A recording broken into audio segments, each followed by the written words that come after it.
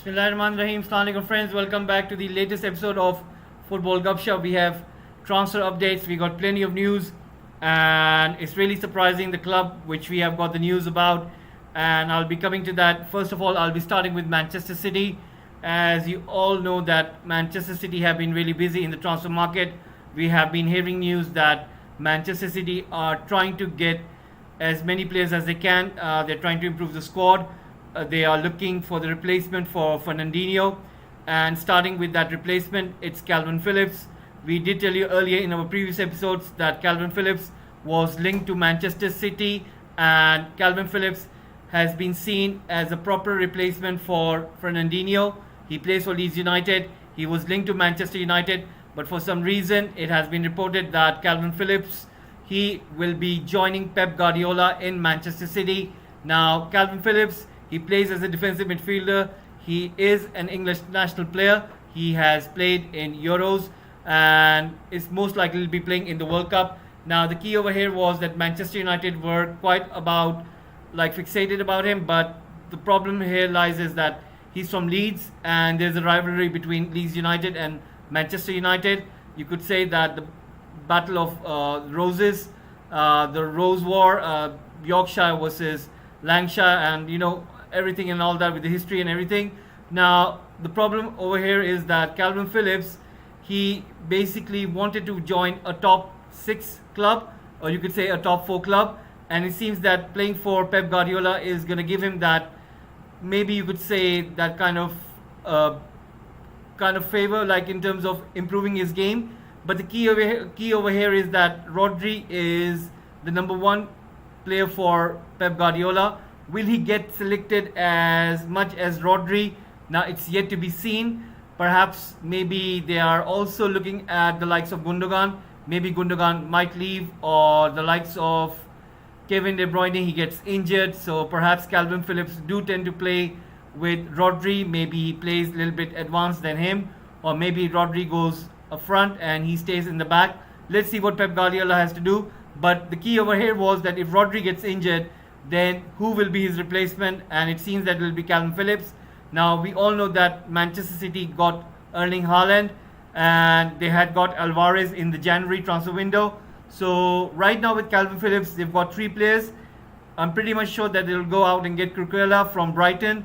It's just a matter of the agreement between the clubs. Brighton, I'm sure, going to ask for top dollar. They're going to ask for top money for their left back. And it seems that Cucurella would really want to play for Pep Guardiola. But we will see what happens going further. Now, these 4 names, Alvarez, Erling Haaland, Calvin Phillips, and Cucurella. Other than that, there is a surprising name which just came out. It's just a rumor. It's just based in the newspaper. And that name was João Felix, who plays for Atletico Madrid. Now, this came as a surprise. I do not know how much truth is in this, but it has been reported, and it seems that maybe Pep Guardiola thinks that, hello Saka Absolute, thank you very much for tuning in. It's really appreciative that you have joined in and tuned in with our transfer update. I was just reporting about Manchester City. It has been reported that you could take this with a little bit of salt, that João Felix would want to leave Atletico Madrid and join Manchester City, because remember guys, Manchester City have spent about 50 to 60 million for Erling Haaland. They're going to spend about 40 to 50 million euros, 40 to 50 million pounds on Calvin Phillips. So that goes up to 55 to 60 million euros. Then Cucurella is going to cost more than 40 million. So that takes up to the spending of 140 million. Now, adding Julian Alvarez, that's about 20 million. So you could say 160 million spent. Now City, I think they will look to sell one of their key players, and it might be Gabriel Jesus. So if they sell Gabriel Jesus for 50 million to Arsenal, then they will also look to sell Sterling as well to Chelsea. That will bring about 40 plus million as well. So you could say that City could recoup that 90 million, and that means the net spend would come around about, you could say like 70 net spend, and that means City might have additional budget, additional funds to go out for Felix. But the problem here lies is that where will Felix play? Will he play right behind Erling Haaland? Does that mean that Pep Guardiola is going to introduce a number 10 in his team? or is he going to play with two strikers up front? What does that mean for Phil Foden? What does it mean for Bernardo Silva? It's like lots of stuff, and I do not know if Felix would be willing to join City at this time and the moment. I'm sure that he would want to play for Pep Guardiola, but I would take this with a little bit of salt. I don't think so it might happen, but it's the key over here is the funds. Now, if they're able to sell Sterling, if they're able to sell Gabriel Jesus, then City can go out and spend like 80 million, maybe 70 million on Joao Felix, and that'll be a really, really big move. I'm going to make a video particularly on these transfer rumors. I'm going to make a video on the top 6 clubs. So who's going to have the best window based on the transfer rumors right now? I'll be trying to make that video and I'll be bringing that out. I'll try to make first one for the top 6 clubs, and then later onwards I'll see if I can do for the other clubs as well. I'll be working on that video and I'll be bringing that out soon, and we will rank them, that which club do we think is going to make the best transfer window in this summer, and we're going to rank them, and we're going to go by each player which clubs are trying to target and if they can get them or not. So we will see how that episode goes. I'm sure that you'll be looking forward to see that one. Now, moving on, the next club which I'm going to speak about is Newcastle United. Newcastle United are working behind the scenes. They're making some serious moves. They are trying to get as many players they can. Right now, it has been brought in that Sven Botman, who plays for Lille, is going to be joining Newcastle United for a figure of 40 million, including add-ons. So Newcastle United working behind the scenes. They wanted this player in the January transfer window. He was very near to join AC Milan, but it seems that he will be joining Newcastle United. So Eddie Howe trying to fix his defense, and it seems that if he gets Botman, he'll be improving the squad, he'll be improving the defense, and I'm sure that Newcastle United fans are going to be very happy about this.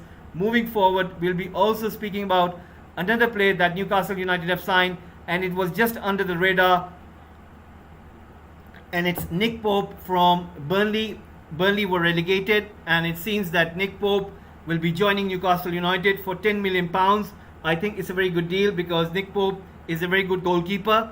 He is of 29 to 30 years of age. He's still got like 5 to 6 more years, and I think Newcastle United have signed a good goalkeeper who has got the experience in the Premier League, and I'm sure that with these two signings, he's trying to improve the defense of Newcastle United. Whereas there's another player which Newcastle United are working upon.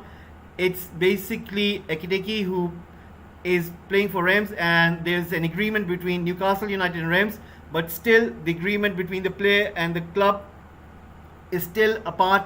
There still have to be some talks going on between the club representatives and the player representatives, so we're going to wait on that one. It has been reported that PSG have joined in. They are trying to talk to the players' representatives. They're trying to see what can they get out of this. He's a very promising player, but Newcastle United are looking at this player and they really, really want this player. So let's see how that one goes. There's another player of Newcastle United who has been linked with a move away, and it's Saint Maximin, who apparently plays as a winger. It has been reported that he wants an improved contract. He's looking for more money. The club which has been reported so far with who's been linked with him is Chelsea. Now, if Chelsea are looking for Saint Maximin, that's going to be a quite surprise because they already got Pulisic, they already got Ziyech, they've already got Timo Werner. I'm not sure that Chelsea would want to have him, but if they are willing to sell one of their own stars and then trying to get him, then it makes sense, because Chelsea for sure they really, really want Sterling as well as Richarlison. So let's see how that one goes. There are so many clubs who are in for Richarlison. We'll have to wait and see which club does he choose, which club really bids for him. Is he going to be Tottenham? Is he going to be Chelsea? And we're going to find out soon enough that where does Richarlison goes, where does he heads. Now that is what we have got for Newcastle United, and we've added Chelsea in this one as well. Now I wanted to report about Manchester United, but I'm going to do that in the end.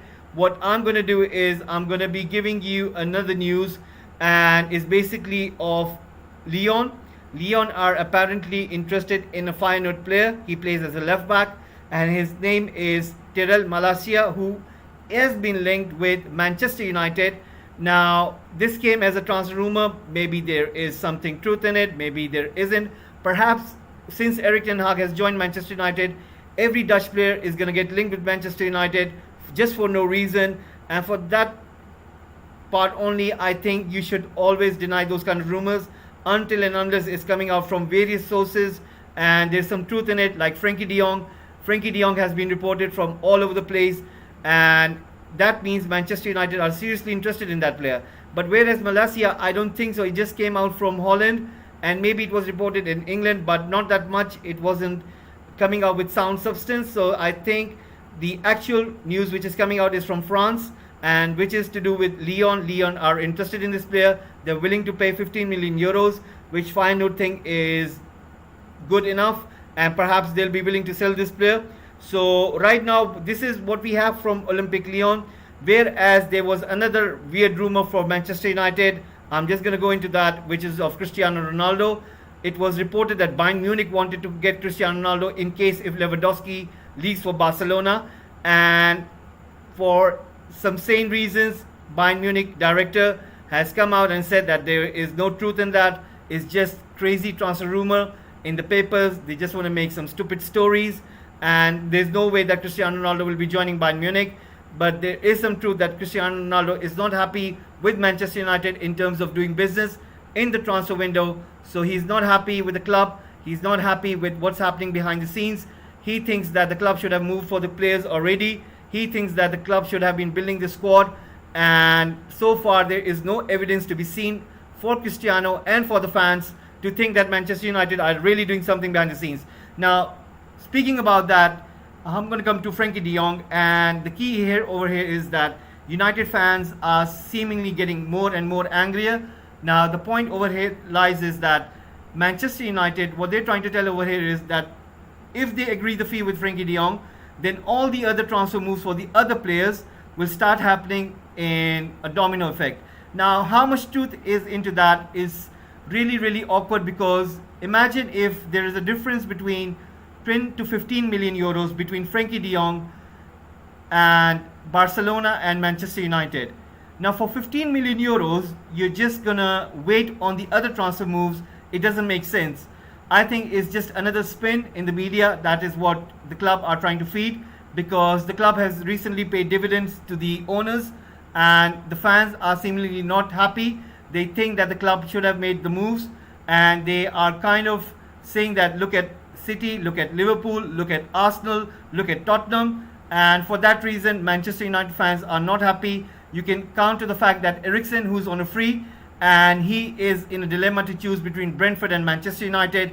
Like, imagine that if we would have said that in the days of Sir Alex Ferguson, that a player like Eriksen would be kind of confused to choose between Brentford and Manchester United, somebody would say you really need to shake your head, and it doesn't make sense. But in case of Manchester United, this is what is happening at current pace, and United fans are not happy with it. So we'll wait out and see what's going to happen, how it's going to go out.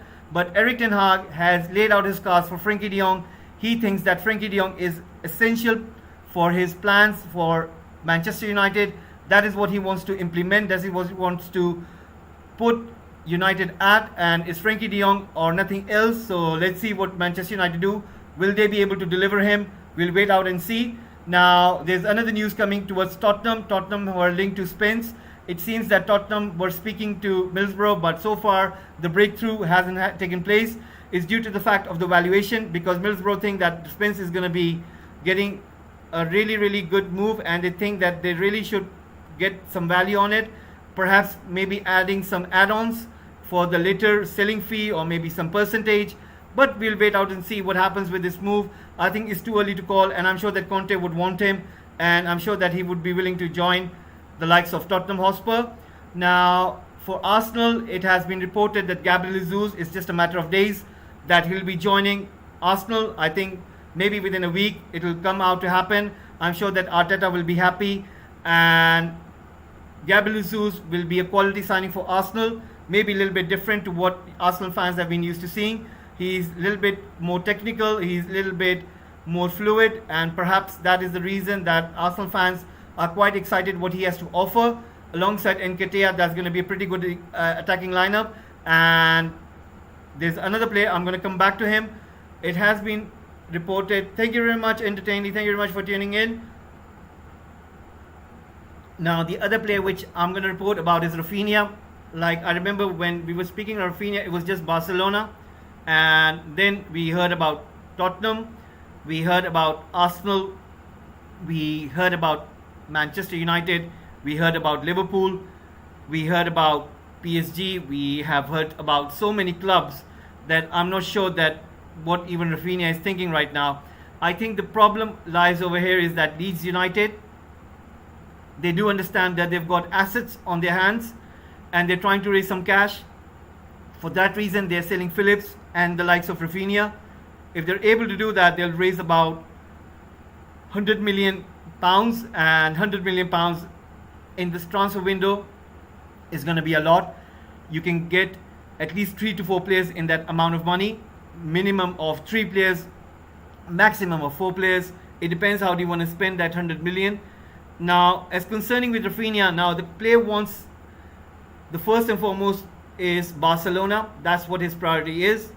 But if Barcelona are cash strapped, they don't have the money, then his other preference would be to stay in the Premier League. He is not looking forward for any other league. He really wants to stay in the Premier League. Now, the key over here is that which club wants him the most, and it seems at the forefront it's looking as if Arsenal are really going for him. They really want him. The problem would lie in the valuation of the player. Is he a 65 million player? I think 65 million is not a fair valuation on him. I think the maximum you can put out on him is 40 to 50 million pounds, nothing more than that. If you go beyond that, then I don't think so it would make any sense. I think with Barcelona, if they get Dembele extension, then they will not go out for Rafinha, and that's what Rafinha is looking at. If Dembele stays at Barcelona, then there's no chance that Barcelona will be coming for him, because Barcelona's first priority is to get Lewandowski, and it's not Rafinha. Then their second priority is to get Bernardo Silva, and then in the third position it's Rafinha. So he sees that, he understands that, and because of that reason he's looking at Arsenal with much more deeper, you could say, conviction, and he thinks that Arsenal would be the best place where he could showcase his football. And remember, it's a World Cup year. He'll be going to Qatar with Brazil. He'll be playing alongside Neymar, alongside Antony, alongside Richarlison, alongside that Vinicius Junior, Rodrigo, so much attacking talent up there. And I think that's what he's playing in his mind, and he would have been pretty much sure that if Mikel Arteta chooses him to play on the right winger for Arsenal, it's really going to help him in lots of ways. So I think Rafinha would be much closer to Arsenal than any other Premier League club, and I think which is a very good news for Arsenal fans. Whereas the third player which I'm going to speak about is Tielemans. So far, I think Arsenal have put Tielemans in a place where they're not bringing out the story. I think they just want to get their other players first, which is Gabriel Jesus, and then Rafinha, and then they're going to sell some players, and then they're going to see if they can go back in for Tielemans, and maybe Leicester City will be able to accept that. But I think they shouldn't wait for that long, because Leicester City would be looking for a replacement. There should be some sort of an agreement, and that's what Arsenal should be doing, and then they will get their best transfer window. Now guys, I did ask you earlier in the community section that do you think that live transfer news is the best place for me to give you out the news, or should I do a video on that? And you guys have responded with the live news, so I'll be continuing this, and that's what I think as well. What the problem where it lies is the timing, and I'm going to make out a schedule in which I can see that the more of you can join me, and so we can discuss more about the names, and we can have a healthy discussion about these transfer moves, about these transfer stories, about these players and the clubs. So please bear with me. I'll be coming out with the correct timing, and I'll make sure that you guys are all coming out at the same time, and we will have a good and healthy live transfer news session. Now, talking about the other video which I was mentioning earlier in my video right now, it's about basically I'll be making a top 6 transfer rumor mill. We're going to rank if the clubs do get those transfer targets based on the transfer rumors, then which club will have the best summer transfer window. I'm going to soon make that video, and it'll come out soon. I'm sure you're going to enjoy that content, and in the meantime, please guys do subscribe to the channel, press that like button, share this channel with your friends as much as you can. And I'm really thankful for you guys tuning in. Thank you Saka Absolute for tuning in as well. Thank you Entertainee and everyone who has been tuning in. Please do subscribe, press that like button, share this channel with your friends, and I'll be seeing you soon tomorrow, and I'll be giving out the new timing on the community board so that you guys can find out when there will be the live session for transfer window. And I really want to thank you and appreciate you for the support you guys have given me. So I'll be joining you soon tomorrow. Thank you very much for watching, and have a nice one.